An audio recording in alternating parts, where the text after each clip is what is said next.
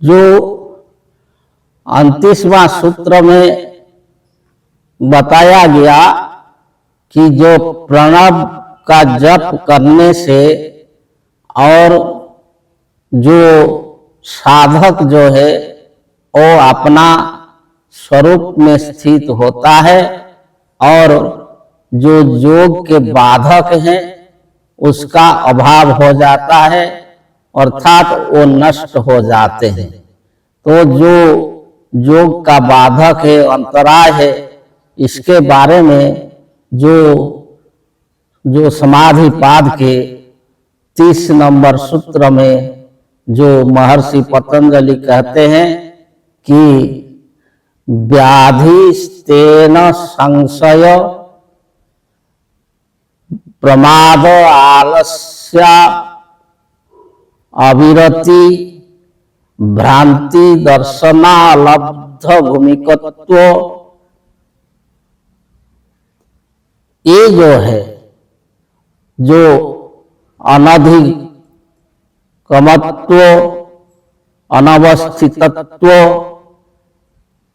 ये जो चित्त विक्षेपास्ते अंतराया, वो जो सूत्र आता है तो इसमें जो है योग के बाधक जो है 9 प्रकार के हैं, उनके बारे में इस सूत्र में बताते हैं कि व्याधि, स्त्यान, संशय, प्रमाद, आलस्य, अविरति, भ्रांति दर्शन, अलब्ध भूमिकत्व, अनवस्थितत्व, ये जो 9 प्रकार के हैं ये चित्त विक्षेपास्ते अंतराया।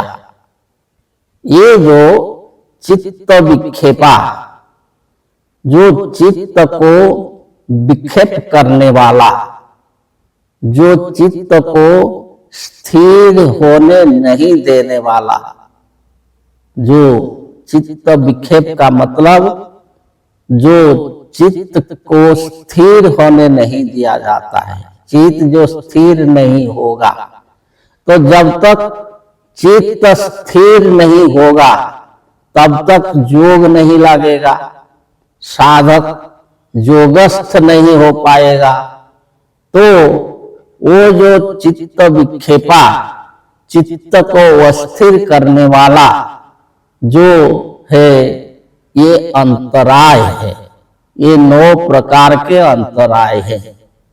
तो इसे कहा गया कि चित्त विक्षेपाते अंतराया।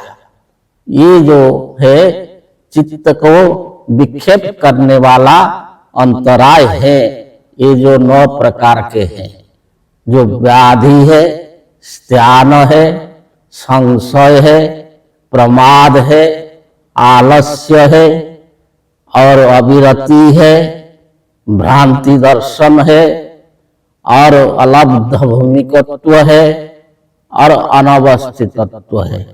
तो ये जो 9 प्रकार के हैं उसको जो है पहले आता है व्याधि।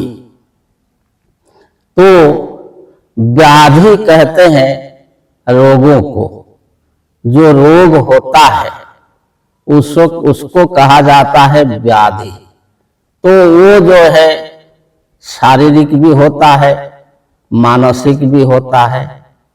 तो ये जो रोग होने से, शारीरिक हो या मानसिक हो, ये रोग होने से जो है मन स्थिर नहीं होता है, चित्त स्थिर नहीं होता है, तो इसे जो है योग साधन नहीं हो सकता है। मान लीजिए आप कि योग में बैठे हैं तो उस समय जो पेट में दर्द होता है तो आपका मन तो यही दर्द में ही रहेगा। क्यों कि कष्ट तो मन ही अनुभव करता है। तो जब वो पेट का दर्द को अनुभव करता रहेगा तो उसको जो है ध्यान नहीं लगेगा, वो योगस्थ नहीं हो पाएगा। तो ऐसे जो है विभिन्न प्रकार के जो रोग होते हैं, तो वही रोग के कारण जो मन है वो स्थिर नहीं हो पाता है, जो चित्त है वो स्थिर नहीं हो पाता है, तो इसे जो है योग नहीं होता है। तो इसको कहा गया कि ये जो योग का बाधक अंतरा है।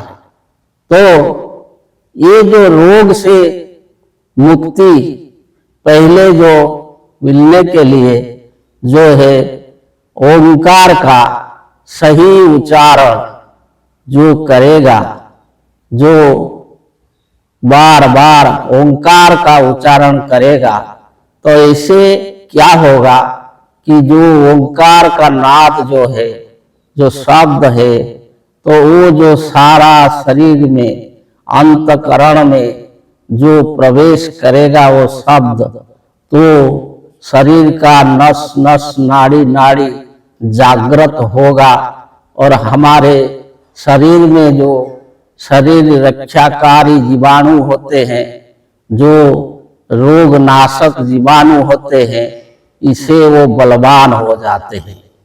और वो जो बलवान होने से और प्रणव का नाद से शरीर शुद्ध हो जाने से, अंतकरण का जीव कोष जागृत हो जाने से जो सारे रोग जो है दूर हो जाता है। और इसे भी जो है हमारे जो मुनि समाज के द्वारा, जो सदगुरु शिवमुनि जी के द्वारा जो दिया गया है, जो चक्र भेदन क्रिया, जो योग व्यायाम, तो वही जो सरल सुगम जो योग व्यायाम है, जिसको बच्चा भी करेगा और जो 100 साल के वृद्ध भी कर पाएगा। तो ऐसे जो अति सरल जो योग व्यायाम है, तो उसको भी करने से योग जो प्रणव जप के साथ और वही योग व्यायाम करने से भी जो शरीर जो है निरोग होगा, और शरीर मन निरोग होने से जो चित्त स्थिर होगा और इसे जो है वो योग का अधिकारी बनेगा और वो योग कर पाएगा। तो जो रोग है, वो जो बाधक है, इसे जो है वो दूर हो जाएगा। तो फिर आगे बताएंगे। जय।